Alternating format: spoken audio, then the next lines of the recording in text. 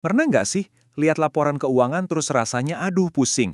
Angka di mana-mana istilahnya aneh-aneh. Tenang, Anda nggak sendirian kok. Hari ini kita bakal bongkar rahasia di balik semua angka itu. Dan kita akan lihat gimana cara mengubahnya jadi sebuah cerita yang seru tentang sebuah perusahaan. Iya kan? Seringnya laporan keuangan itu kelihatannya kayak deretan kode rahasia yang cuma orang tertentu aja yang ngerti. Tapi gimana kalau saya bilang, Anda sebenarnya bisa loh jadi semacam detektif keuangan hanya dengan beberapa alat yang sederhana. Yuk, kita mulai petualangannya. Gini deh, kita ubah cara pandangnya. Lupakan soal matematika yang rumit. Anggap aja kita lagi baca novel detektif. Setiap rasio keuangan itu bab baru. Setiap angka itu petunjuk. Dan di akhir cerita, kita bakal tahu perusahaan ini pahlawan atau malah penjahat di dunia bisnis. Oke, biar investigasi kita lebih gampang dan terarah, kita akan pecah jadi 4 pilar utama. Nah, setiap pilar ini sebenarnya cuma mau menjawab satu pertanyaan kunci yang simpel tapi penting banget buat ngasih kita gambaran besar tentang kesehatan sebuah perusahaan. Pilar pertama ini soal hidup mati jangka pendek. Pertanyaannya sesederhana ini, bulan ini ada duit nggak buat bayar gaji, bayar sewa, bayar tagihan listrik? Ini fundamental banget, ini ibaratnya denyut nadi dari sebuah perusahaan. Alat detektif pertama kita namanya rasio lancar. Nah, untuk PT Alfa, rasionya 1,61 kali. Artinya gini, untuk setiap Rp1 utang jangka pendek yang harus mereka bayar, mereka punya aset lancar senilai Rp1,61 untuk nge-cover itu.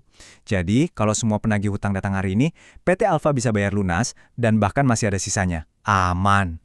Nah, ini dia kuncinya. Angka 1,61 itu nggak ada artinya kalau berdiri sendiri. Kita harus bandingkan. Angka segini nunjukin PT Alfa itu posisinya aman. Tapi kalau kita lihat di industrinya, angka idealnya itu sekitar 2. Jadi ibarat ujian, mereka ini lulus tapi nilainya mungkin B, belum dapat A+. Masih ada ruang buat jadi lebih baik. Lanjut ke pilar kedua, profitabilitas. Punya penjualan yang gede itu bagus, tapi pertanyaannya, dari penjualan segitu banyak, beneran ada untungnya nggak? Ini soal seberapa efektif perusahaan mengubah penjualan jadi keuntungan bersih. Untuk ini, kita pakai margin laba bersih atau NPM. PT Beta ini punya NPM 6%. Gampangnya gini, dari setiap Rp100 yang mereka dapat dari jualan, setelah dipotong semua biaya, biaya produksi, gaji, marketing, pajak, semuanya, mereka berhasil simpan Rp6 sebagai laba bersih di kantong. Tapi jangan langsung mikir, wah, kecil banget dong 6%. Coba bayangin, sebuah supermarket raksasa. Penjualannya kan bisa miliaran setiap hari. Nah, 6% dari angka miliaran itu, gede banget.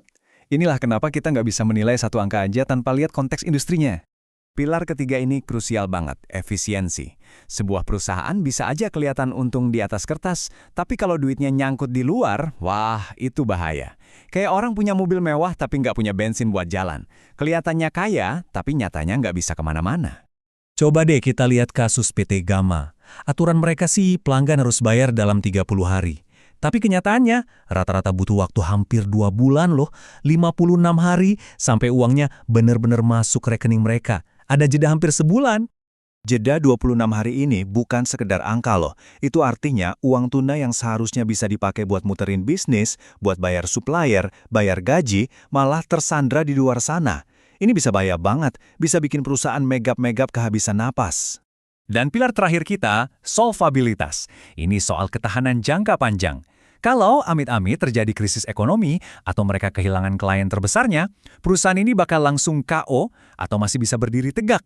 Kita lihat, rasio cakupan bunga PT Epsilon, angkanya 5 kali. Artinya, laba operasional mereka itu 5 kali lipat lebih besar dari beban bunga utang yang harus mereka bayar. Kebayangkan, bantalannya setebal apa?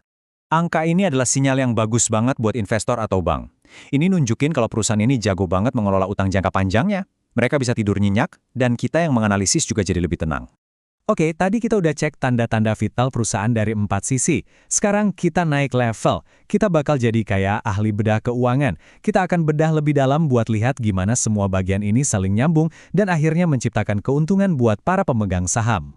Misalnya nih, Anda lihat ada perusahaan dengan return on equity atau imbal hasil buat pemegang sahamnya 20%. Keren banget kan? Tapi pertanyaan kritisnya adalah 20% itu datangnya dari mana? Apa karena bisnisnya emang super untung atau karena mereka nekat ambil banyak utang buat ngebus angkanya? Nah, analisis DuPont ini bantu kita menjawabnya. Anggap aja ROE itu kayak kecepatan mobil. Kecepatan itu datang dari 3 mesin utama. Profitabilitas, ini seberapa irit bahan bakarnya, efisiensi aset, ini seberapa kencang mesinnya, dan pengungkit keuangan atau utang, ini ibaratnya tombol nitro atau NOS-nya.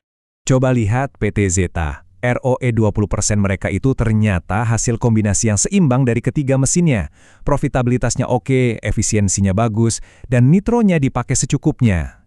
Ini cerita perusahaan yang sehat. Bedakan dengan atlet yang badannya kekar karena steroid.